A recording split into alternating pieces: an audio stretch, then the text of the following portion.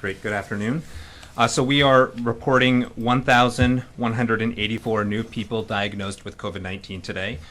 Over the last week, we have averaged between 1,200 to 1,300 new infections each day, and there are currently 9,868 people with active infection. Our test positivity rate continues to be high. We're currently at around 12.3% of all tests, PCR and antigen tests combined, that are positive for COVID-19. And unfortunately, our hospitalizations and deaths have continued to increase. Currently, there are 462 people hospitalized statewide with COVID-19, and unfortunately, we have 11 new deaths from COVID-19 to report today, bringing the total number of people that have died from COVID-19 to 1,768 total individuals. 3 out of these 11 new deaths that we're reporting are in people associated or residents of long-term care facilities. And if you look at the last 7 days or the last week, there have been a total of 40 new COVID-19 deaths reported to public health. So we're averaging currently around 6 new people dying from COVID-19 each day in New Hampshire. As the numbers reflect, the levels of COVID-19 in our communities remain very high. Hospitalizations and deaths remain very high. And so it continues to be our strong recommendation that everybody 5 years of age and older get vaccinated against COVID-19. This includes children, teenagers, young adults, in addition to older individuals and people with chronic medical conditions. Just a brief update on the Omicron variant. There have still not yet been any Omicron variant infections identified yet in New Hampshire, but it is likely only a matter of time. We are doing the sequencing necessary to identify the Omicron variant, and Omicron infections have been identified in more than 50 countries around the world, including within the U.S. And within the U.S., there have been more than 21 states at this point that have identified the Omicron variant. So it's only a matter of time before New Hampshire also identifies the Omicron variant.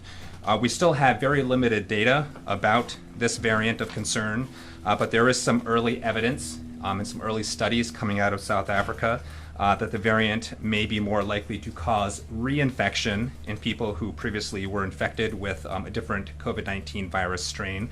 And so it continues to be our recommendation, and it continues to be important for people who have been previously infected with the COVID-19 virus to get vaccinated.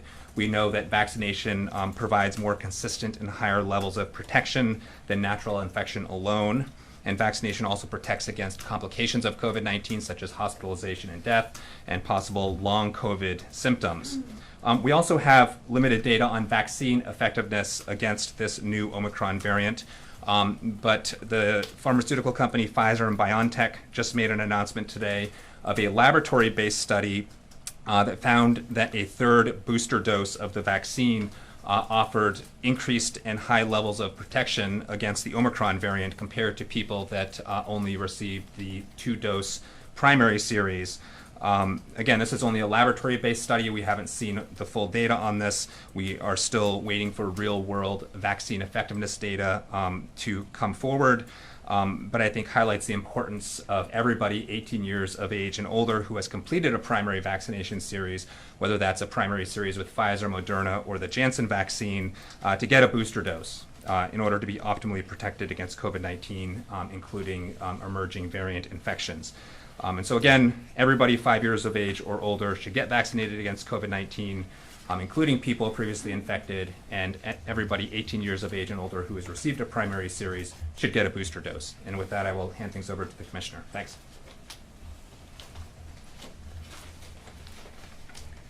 Good afternoon. Very brief update. Our long-term care institutional outbreaks are staying about even. We are closing. We have 4 that have closed since our last press conference, and we're opening 5.